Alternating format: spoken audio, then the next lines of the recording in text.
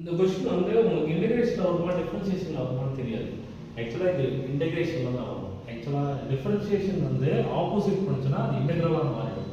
இப்போ இந்த d இருக்குன்னு வச்சுக்கங்க f of x is equal to 3x squared minus 3x power 4 the whole dx மாறிடும். இந்த both side இன்டகிரேட் பண்ணீங்கன்னா இது பெரிய f of x. பெரிய f of x தான் இன்டகிரேஷன் ஆஃப் both side தான சொல்றீங்க.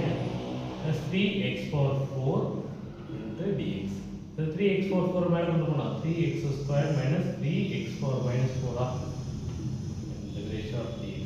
இன்டகிரேட் பண்ணீங்கன்னா 3 power will be increased. 3x cube by 3 3x power minus 3 by minus 3.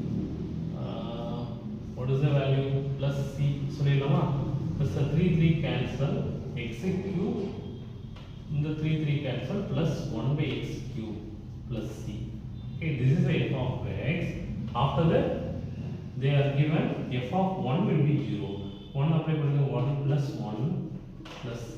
This is a 2 plus c. This value will be 0. What is c value? So minus 2. That minus 2 will be substituted in. What is f of x? X cube plus 1 by x cube minus 2. அப்ப இது எதுக்குல தான் வருது?